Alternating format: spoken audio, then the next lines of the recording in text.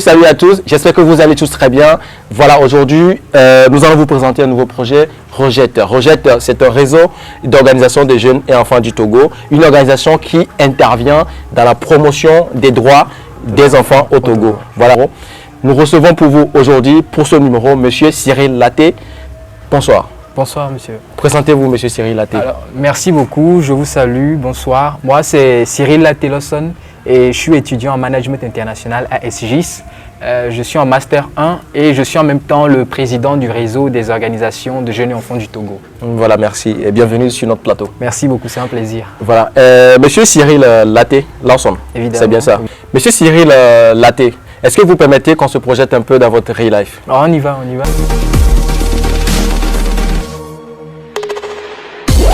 Personne n'est parfait, il nous arrive parfois de commettre des erreurs. Mais ce n'est pas parce que nous avons commis des erreurs hier que nous n'allons plus en commettre aujourd'hui. Et ce n'est pas parce que nous pouvons en commettre aujourd'hui que nous devons encore en commettre. Le plus important dans la vie, c'est de rester concentré. Et j'incite beaucoup, nous les jeunes, à vraiment faire bon usage de notre jeunesse, à pouvoir l'impacter de manière assez positive, très positif, afin que demain, lorsqu'on sera vieux, vieille, qu'on puisse nous doiter et dire que vous voyez ces personnes-là, vraiment, elles sont formidables. Revenons sur le plateau de Real Life Story. On vient de voir votre Real Life. Oui. Et Monsieur Cyril Laté, vous êtes poète ou écrivain et on a vu aussi que vous êtes motivateur. Oui, évidemment. Motivateur et responsable d'une organisation humanitaire à la fois. Effectivement. Comment est-ce que vous arrivez à faire les deux en même temps?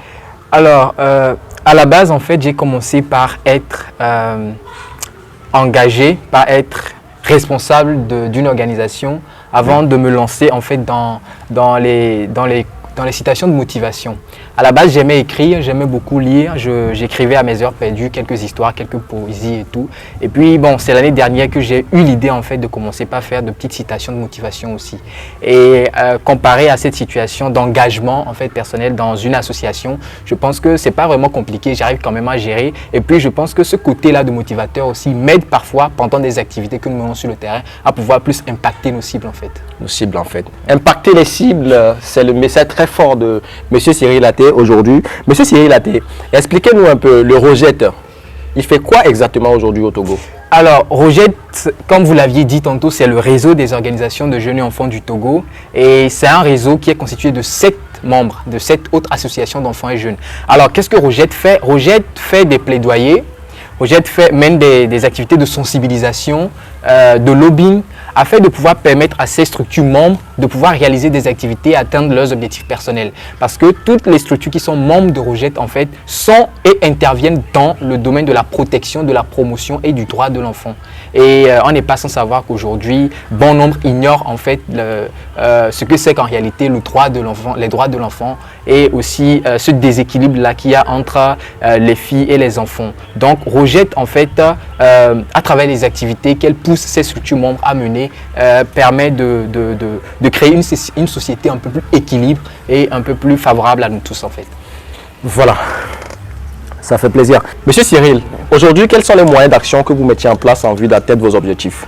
Alors, Rogette met en œuvre plusieurs moyens d'action pour pouvoir atteindre ces objectifs. Et j'ai eu à citer certains moyens d'action lors de mon intervention précédente. Ouais. Et lorsque je parlais des plaidoyers qui se font au niveau des ministères, au niveau des partenaires, le lobbying, les activités de sensibilisation sur les différentes thématiques liées aux droits de l'enfant, à l'égalité. Nous avons aussi des ateliers de formation que nous faisons afin de pouvoir renforcer en fait tous ces jeunes, tous ces enfants qui ont en eux cette volonté-là de pouvoir s'engager, de pouvoir défendre avec véhémence la cause des droits de l'enfant. En fait. Donc voilà quelques moyens d'action que nous essayons souvent de mettre en place pour pouvoir atteindre nos objectifs. Et aussi souvent nous avons l'habitude de travailler en partenariat aussi parce qu'on dit que seul tu vas vite, mais ensemble on va loin. Voilà pourquoi parfois aussi nous menons des activités en partenariat avec d'autres structures. Avec d'autres structures. Est-ce qu'aujourd'hui vous êtes bien aidé par l'État togolais? Est-ce que vous avez des soutiens qui viennent directement de l'État togolais? Alors actuellement, on ne peut pas dire qu'on a un soutien qui vient directement de l'État togolais parce qu'on n'en a vraiment pas. Mais il y a quand même des organisations internationales avec qui on travaille parfois sur des projets quand même. Sur des projets quand même. Et aujourd'hui, quel rôle jouent exactement les organisations membres de votre structure, Alors, votre réseau? voilà. Alors, les organisations membres de notre réseau, eux, ce sont eux qui vont sur le terrain. Rogette ne va pas sur le terrain, mais ce sont ces associations membres qui constituent Rogette qui vont sur le terrain, qui mènent des activités, par exemple, s'il faut aller discuter avec des élèves dans les établissements, s'il faut, par exemple, aller faire, comment on dit, bon, je dis du n'importe quoi, hein, faire des dépistages, par exemple. Ce sont les membres de ces structures, membres de Rogette, en fait, qui vont sur le terrain et qui sont opérationnels, en fait. Rogette est là pour les accompagner. Voilà. Ok. Et aujourd'hui, est-ce que vous avez des projets à venir qui nécessitent des soutiens de tout le monde ou qui nécessitent qu'on vous aide, ou est-ce que vous avez besoin encore plus de soutien?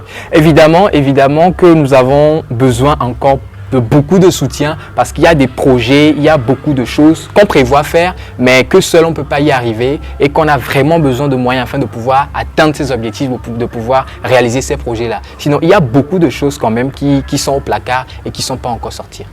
Voilà. Est-ce que réellement, ce que vous faites aujourd'hui en tant que responsable de cette structure Rogette qui intervient dans la promotion des droits de l'enfant, est-ce qu'aujourd'hui réellement ce que vous faites, ça vient d'où cette motivation? Alors, en fait, j'ai commencé parce qu'il y a une amie qui m'avait trouvé un peu dynamique en classe et qui m'a proposé d'intégrer une association. Donc, lorsqu'elle m'a poussé, elle m'a motivé, je m'y suis mis.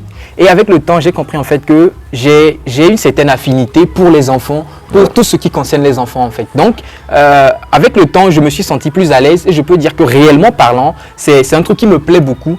Et je pense que cette année, en fait, j'ai beaucoup envie de plus me rattacher, de plus faire des activités qui se rattachent directement aux enfants dans les communautés, dans les zones reculées. Je me dis que c'est vraiment ces enfants-là qui sont dans les zones reculées, qui n'ont pas les mêmes accès que nous, les mêmes accès à l'information, le même accès à l'éducation et tous. Ils ont vraiment besoin de notre aide, ils ont vraiment besoin de notre soutien. Et donc, je profite pour convier tout le monde à pouvoir, s'il y a des enfants qui sont vraiment en besoin, qui sont dans le manque et qui ignorent certaines choses, il faudrait quand même qu'on puisse nous prendre l'engagement de pouvoir aider ces enfants-là, de pouvoir être là pour eux. C'est comme ça qu'il y aura d'autres aussi après nous qui seront là pour nos enfants. Pour prendre la relève. Voilà. Prendre la relève de Rogette, c'est son souhait.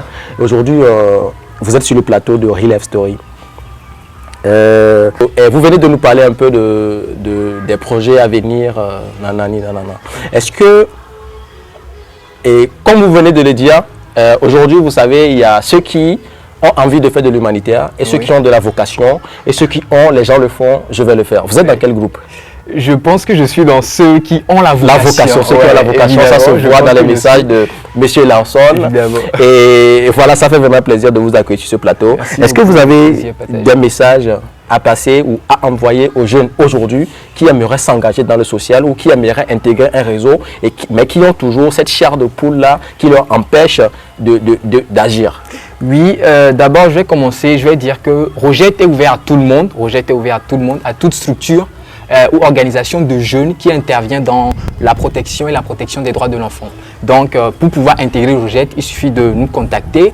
Nous avons notre page Facebook qui est là. Vous pouvez nous écrire, vous nous envoyer un message. Voilà. Et donc, pour les détails, nous allons vous revenir. Et donc, il y a un frais d'adhésion et tout.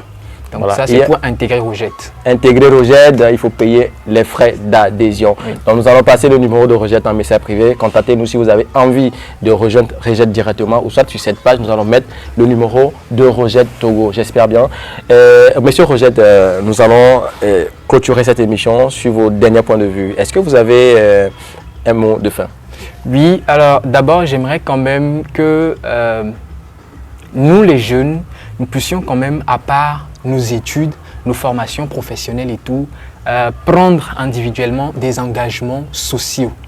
Oui, des engagements sociaux, c'est-à-dire apporter d'une manière ou d'une autre notre contribution à la construction de cet édifice qu'est la société, parce que nous tous nous constituons la société, et si ça ne va pas pour l'autre, c'est que ça ne va pas pour moi. Ouais. Et donc, c'est quand même bien que individuellement on puisse intégrer une association, intégrer une organisation. Voilà. Ce serait vraiment bien pour nos CV aussi, pour notre futur et tout. Ouais. Et aussi, j'ai remarqué un truc qui moi me perturbe un tout petit peu, c'est que souvent, lors des rencontres, des activités sociales liées à la protection des droits de l'enfant, lors des conférences et tout, on retrouve toujours les mêmes jeunes.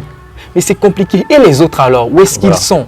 Donc, ce serait vraiment bien si tous les autres aussi se rallient à cette cause-là et qu'enfin, on puisse tous ensemble faire chemin. Et donc, j'incite vraiment les jeunes, ce n'est pas pour dire que non, que bon, il n'y a pas l'argent dedans, on ne voit pas un bénéfice direct, donc il ne faudrait pas s'y aventurer. Il faut s'y aventurer parce que moi, personnellement, c'est dans ça, j'ai appris beaucoup, beaucoup et énormément de choses. Et je me dis que tant qu'on apprend, c'est que ça va nous servir un jour. Et donc, voilà, c'est quelques mots que j'aimerais laisser quand même. Et soyons motivés, nous sommes la relève de demain. Et si demain sera beau, ça dépendra de nous. Je souhaite vraiment plein succès à cette émission Real Life Story. Vraiment, c'est une très belle initiative que je salue d'ailleurs et qui fera la promotion de beaucoup comme nous quand même. Et je vous salue. Merci beaucoup. Merci beaucoup. Donc aujourd'hui, si vous regardez cette vidéo et que vous avez envie de faire des projets sociaux ou vous engager dans l'humanitaire, est-ce qu'on peut vous contacter au moins pour avoir des conseils, des partages d'expérience, de comment s'y prendre? Est-ce qu'on peut vous contacter? Il n'y a pas de souci, c'est vrai. Ouvert, vous avez un cœur ouvert à tout le monde. Voilà, donc nous allons vous rediriger vers Monsieur Larson d'une manière ou d'une autre. Si vous avez envie de vous investir ou faire quelque chose ou agir, Monsieur Larson, il est là pour vous coacher, pour vous encadrer et pour vous motiver à faire quelque chose de potable et à contribuer à la société. Ce dernier message de mot de fin de Monsieur Larson que nous allons vous fausser compagnie, que nous allons vous laisser ici. D'ici là, tenez-vous bien, prenez soin de vous et n'oubliez pas de rester dans votre real life. Ça vous évitera beaucoup de problèmes. À très bientôt.